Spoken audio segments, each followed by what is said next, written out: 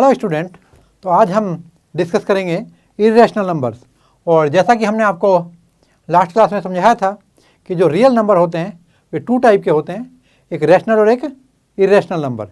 तो हम वहीं से शुरू करते हैं। चलिए, जो रियल नंबर्स हैं ये दो टाइप के हैं, एक रैशनल और एक इर्रेशनल। तो यहाँ पर जो रैशनल नंबर हैं can be written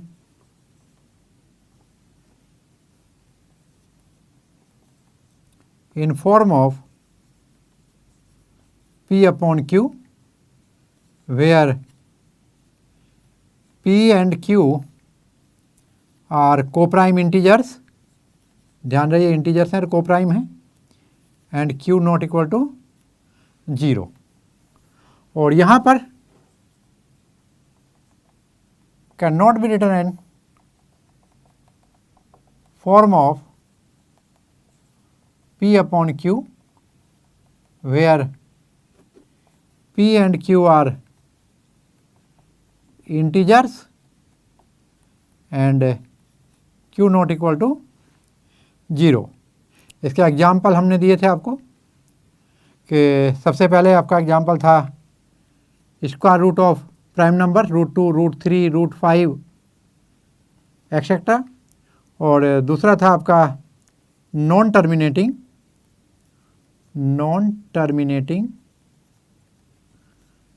non repeating decimals 1.202020000000 इस तरह से जाएंगे। 1.202020000000 इस तरह से आपका बढ़ते चले जाएंगे। आप देखेंगे ना ही तो ये डेसिमल टर्मिनेट हो रहा है और ना ही रिपीट हो रहा है। देखिए 2020 होता तो मैं बोलता 20 का बार हो गया, 20 के बाद 200 आ गया, फिर 2000 आ गया। तो इस तरह से ये रिपीट भी नहीं हो रहा है। ये एक डेफिनेट जो फिक्स नंबर के साथ 20 के साथ रिपीट होता, 20 तो मैं 20 का बार कर देता। तो यहाँ पर ऐसे नंबर क्या कहलाएंगे? Irrational number. और जो पाई है, पाई इज इर्रेशनल। अभी तक आपने पाई को पढ़ा 22/7, तो उसमें कन्फ्यूज नहीं होना। जो 22/7 है that is approximate value of pi. Actually ये नॉन टर्मिनेटिंग और नॉट रिपीटिंग डेसिमल है। तो अभी आप इसमें आगे बढ़ने से पहले एक विशेष चीज़ देखेंगे। एक ग्रीस मैथमेटिशियन था पाइथागोरस, और उसने एक बहुत ही कमाल की थ्योरम दी थी कि यदि कोई ट्रायंगल राइट ट्रायंगल हो, तो जैसा कि आप जानते हैं कि 90 डिग्री जो एंगल है, राइट एंगल जो है, ये राइट एंगल के सामने वाली जो साइड होती है क्या होता है? वो हाइपोटेन्यूस। और ये बेस हो गया और ये परपेंडिकुलर। तो इन दोनों का स्क्वायर का सम, यानी बेस का जो स्क्वायर है और जो परपेंडिकुलर का स्क्वायर है, इसका सम करेंगे तो ये हाइपोटेन्यूस के स्क्वायर के इक्वल होता है। तो यदि आप इसको कॉन्सेप्ट को ध्यान रखेंगे तो ये आपको बहुत हेल्प करेगा रिप्रेजेंट करने के लिए किसी इर्रेशनल नंबर को नंबर लाइन पे। तो ध्यान रखेंगे इसको भी। और अभी हम आपका एक्सरसाइज शुरू कर रहे हैं। This is exercise 1.2। ये एनसीईआरटी है 9th क्लास का। और यहाँ पर पहला जो क्वेश्चन है,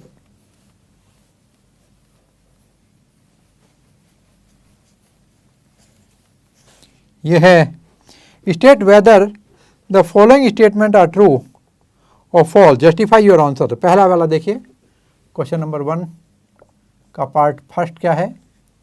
every irrational number is a real number. Every irrational number is a real number. आप देखिए जो रियल नंबर्स हैं ये दो टाइप के हैं, रैशनल और इर्रेशनल। तो यानी all rational are real all irrational also real. तो सभी इरेशनल नंबर रियल नंबर होंगे। यस, ये आपका ट्रू स्टेटमेंट है। और सेकंड स्टेटमेंट देखते हैं, every point on number line, every point on a number line is of the form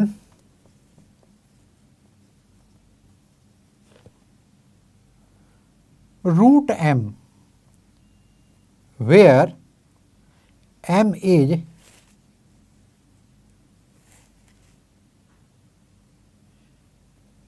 a natural number।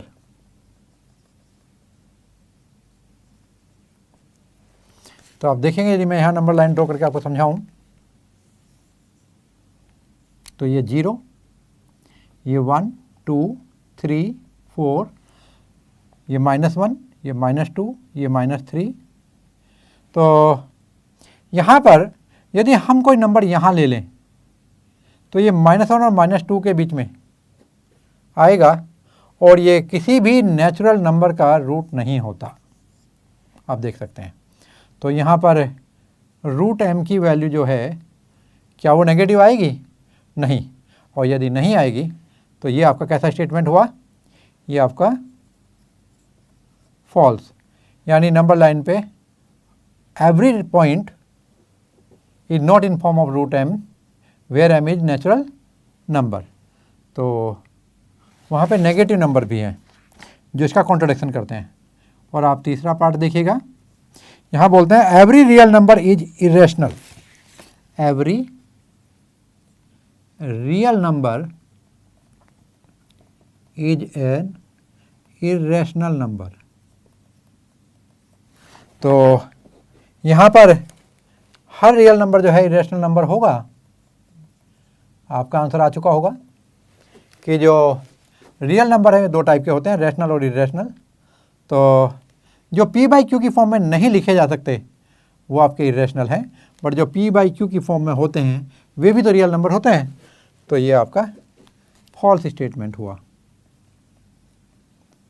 तो यहाँ पर आप देखेंगे आपके 3 पार्ट थे पहले क्वेश्चन में। First one is true, second is false and third is also false. And now we will proceed to the second question of your exercise 1.2।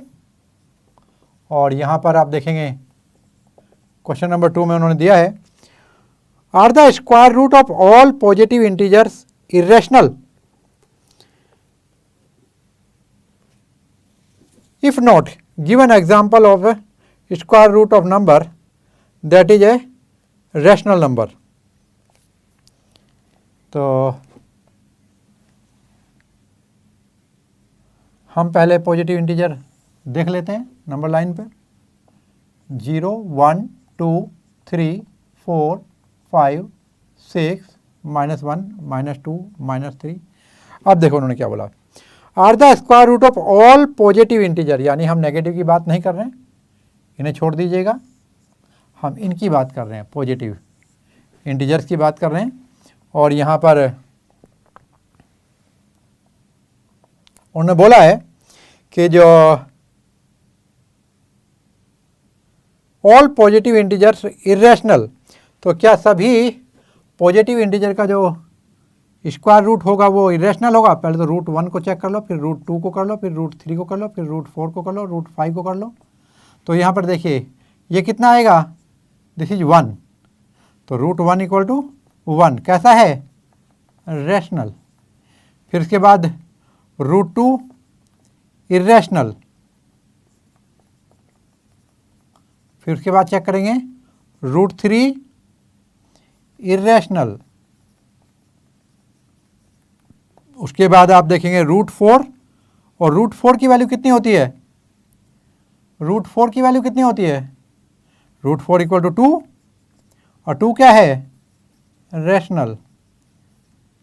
2 तो रैशनल है, बिकॉज हम 2 को 2/1 लिख सकते हैं। तो इस तरह से आप देखेंगे कि ये आपका क्या पूछा था, are the square root of all positive integer irrational. तो ये सभी इरेशनल नहीं हैं, यहाँ बीच बीच में रैशनल भी आते जाएंगे। ऐसे जब आप आगे बढ़ेंगे तो √5 तो इरेशनल होगा, लेकिन आगे जाके √9 भी आएगा आपके लिए, तो दैट इज़ 3 और वो फिर से रैशनल होगा। तो इस तरह से आप चेक करेंगे कि ये सभी पॉजिटिव इंटीजर के इसका रूट जो है वे इरेशनल नहीं होते। So no, it is not true. तो ऐसा नहीं है, ये आप कंक्लूड करेंगे। और इसका आप थर्ड पार्ट देखें, थर्ड क्वेश्चन देखेंगे। Show how √5 can be represented on the number line. तो यहाँ पर हम लोग 1 unit, you can take 5 centimetre equal to 1 unit. तो यहाँ पर 0 और ये आपका नंबर लाइन पर आप देखेंगे यहाँ पर हमने 1 लिया हुआ है। तो यहाँ पर 1 यूनिट डिस्टेंस लिया और अब यहाँ पर आप 90 डिग्री एंगल लेंगे और 1 यूनिट डिस्टेंस यहाँ लेंगे, और जब 1 यूनिट डिस्टेंस यहाँ लेंगे 90 डिग्री पर, तो ये जो ये डिस्टेंस है इसकी वैल्यू कितनी होगी? ये वैल्यू होगी 1 का स्क्वायर प्लस 1 का स्क्वायर। ये मान लो ये वैल्यू आपकी x आई, तो x का square equal to Pythagoras theorem लगाएंगे 1 square plus 1 square that's equal to 1 plus 1 that's equal to 2। तो x की वैल्यू कितनी आ गई? √2। तो ये वैल्यू आ गई आपकी यहाँ पर √2। इसी तरह यदि मैं इसको ए नाम देता हूँ, अब आप देखेंगे यदि यहाँ पर ये पॉइंट आपका क्या था O, इस पॉइंट को मैं कैपिटल ए नाम देता हूँ, इस पॉइंट को कैपिटल बी नाम देता हूँ। यहाँ से फिर से आप 1 यूनिट, ये 1 था, ये 1 था, अब यहाँ पर भी 1 है, फिर से आप 1 यूनिट का लाइन सेगमेंट लेंगे 90 डिग्री पे। तो अब यहाँ से ये डिस्टेंस कितना हो जाएगा? तो आपको मालूम है इसके लिए क्या लेंगे, ये OB square plus OC square हो जाएगा। तो अगेन इसको हमने A ले लिया था, अब हम B लेंगे, तो अगेन जो B है that will be equal to, ऊपर लिखते हैं अच्छे समझ में आएगा। तो यहाँ पर जो B है B स्क्वायर इक्वल टू ये आएगा √2 square plus 1 square, Pythagoras theorem लगाई हमने फिर से इसमें, और ये वैल्यू कितनी आ जाएगी भाई? ये आएगी 2 प्लस 1 इक्वल टू 3। देखिए B स्क्वायर, तो B की वैल्यू कितनी आ गई? B इक्वल टू आएगा √3। तो B इक्वल टू आया आपका यहाँ पर √3। और अब आप फिर से यहाँ पर 90 डिग्री लेंगे और 1 यूनिट का डिस्टेंस लेंगे, 1 यूनिट का लाइन सेगमेंट खींचेंगे और यहाँ से फिर मानो ये पॉइंट D है, फिर से O को मिलाएंगे, तो it will equal to √3 square, so it is C। तो C की वैल्यू कितनी हो जाएगी? ये कैपिटल C है, ध्यान रखेंगे। तो C की वैल्यू कितनी होगी? ट्रायंगल कौन सा होगा? OCD में देखेंगे, यहाँ पर √3 का स्क्वायर प्लस 1 का square that equal to 3 plus 1 equal to 4, और C की वैल्यू होगी 4 का रूट दैट इक्वल टू 2। तो ये वैल्यू 2 आ गई। तो हमें कितना लाना था? √5।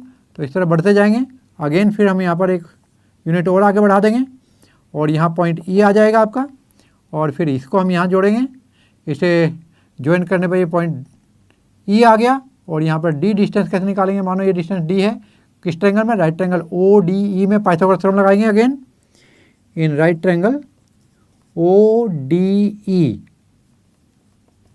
तो D स्क्वायर क्या करेंगे? यूजिंग पाइथागोरस थ्योरम, हर बार हम पाइथागोरस थ्योरम लगाते हुए आ रहे हैं। तो D square equal to 2 square plus ये कितना है? 1 square that's equal to 4 plus 1 equal to 5। तो D की वैल्यू आ गई √5। और इस तरह से आप √6 को निकाल सकते हैं, फिर आगे √7, √8 ऐसे निकाल सकते हैं। अब क्या करेंगे? यहाँ पर कंपास रखेंगे और कंपास यहाँ पर रखने के बाद ये डिस्टेंस आप कंपास में लेंगे और यहाँ से एक आर्क लगाएंगे, और ये जो ये पॉइंट आएगा आपके नंबर लाइन पर, ये √5 होगा, यानी जो OP होगा, OP। तो आप देखेंगे ये √5 है। तो ये नंबर लाइन है आपके, ये 1 है, ये 2 है, आप देखेंगे ये 2 से बड़ा नंबर है, ये 2 से बड़ा नंबर है क्योंकि 2 तो ये हो गया था यहाँ पर, उससे फिर ये हाइपोटेन्यूस है तो 2 से ज़्यादा होगी इसकी वैल्यू, और ये √5 वैल्यू आ गई।